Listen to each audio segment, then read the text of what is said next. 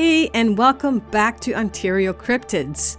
As you can see, I'm trying out different templates to mark the episodes that I am uploading, and I still haven't decided which one I prefer. So go ahead and weigh in and let me know which one you like better.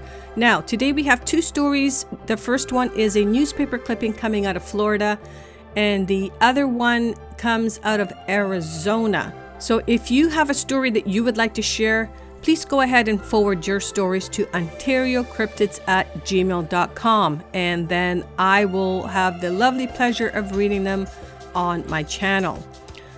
And I guess now we can get right to the story. So you know what to do here, guys. Go and grab yourself your favorite drink and beverage, sit back and relax.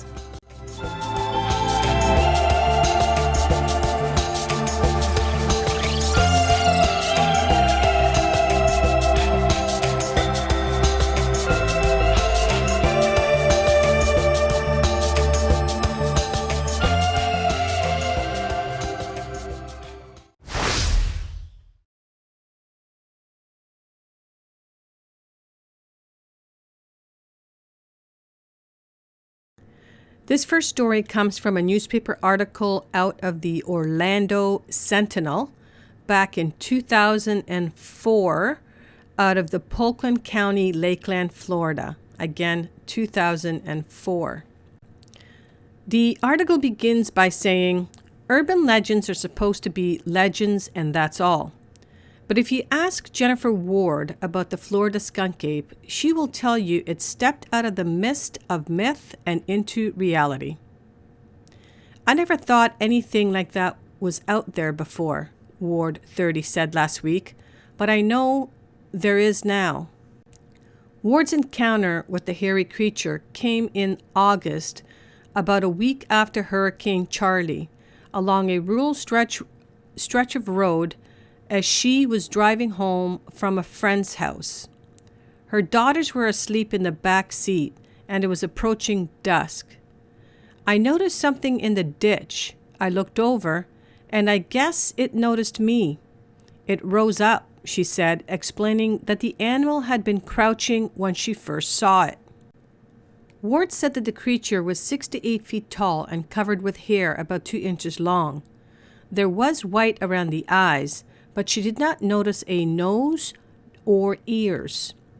She said the lips were full with the texture of a dog's paw pad. Its hands were drawn up next to its body. At first, Ward only told friends and family about what she saw. She acknowledged that it took considerable time for her to decide to go public. Florida skunk ape sightings have been reported for more than 200 years, according to Scott Marlowe, co-founder of Pegney Institute in Winter Haven and instructor of an upcoming college course on cryptozoology, the study of hidden animals and the possibility of their existence. This southern relative of Bigfoot gets its name for the awful stench often associated with it. I thought this was an interesting article and thought I would share with you, so I hope you guys enjoyed this one. Now let's get to story number 2.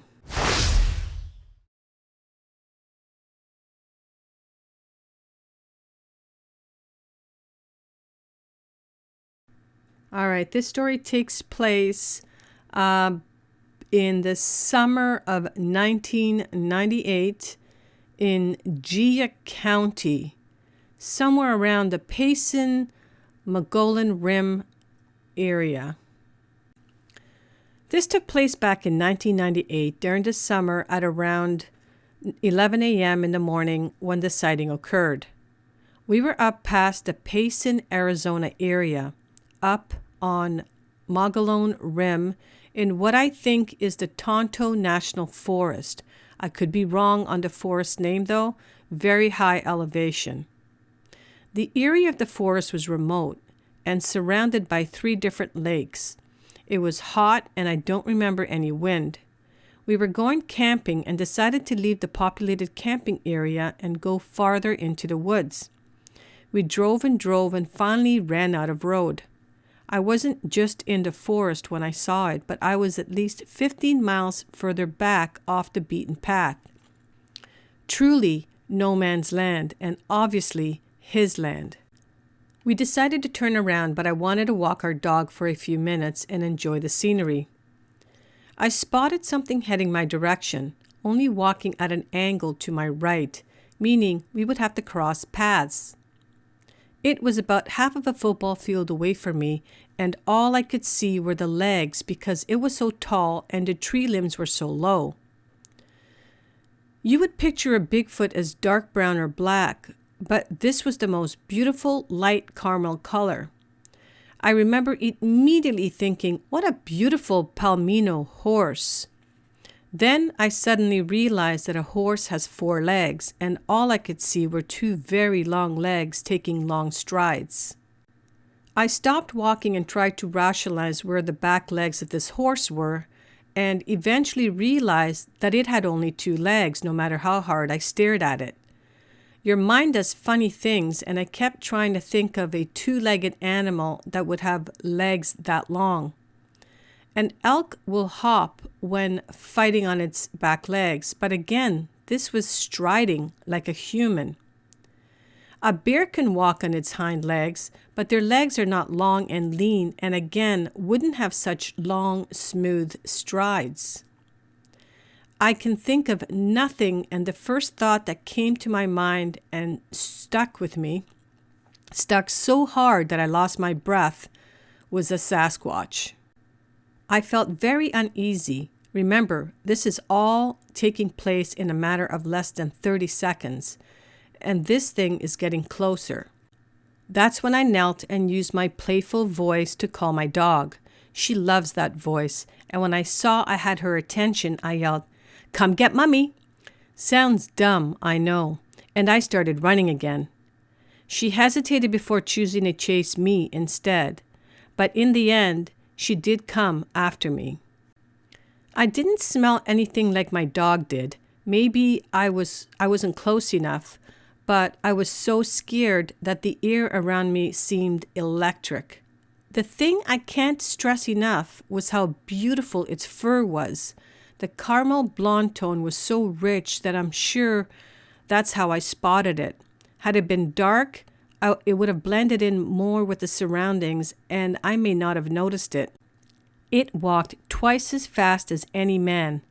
Again, that's what originally prompted me to originally think I was seeing a horse. And, as I stated, that thought left the minute I realized there were only 2 legs. I can't imagine it didn't see or hear us.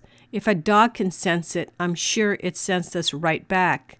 But it never slowed down, never changed pace, never paused or stopped. It didn't change direction either. I can't remember ever being that scared. I got to my truck and screamed at my husband to get in. We drove off quickly while I told him the story. He didn't believe me, and he can't tell me what it actually was, but yet doesn't believe me anyway. I didn't see the full thing, but judging from its legs and from the height of the lowest branch of the trees, that it would have to have been 7 to 8 feet tall.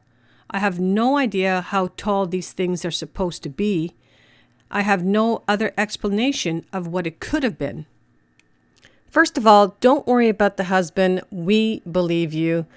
We believe that you saw a Sasquatch, and I am happy that both you and your dog made it out just fine. Very happy that your dog decided to listen to you and turn around and come back to you instead of potentially walking into a very dangerous situation.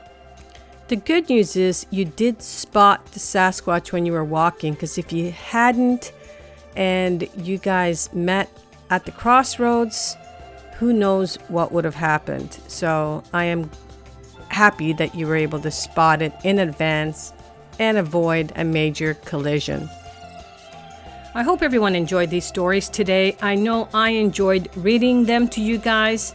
And as a reminder, if you guys have a story that you would like me to share, then please forward your stories to OntarioCyrptids@gmail.com.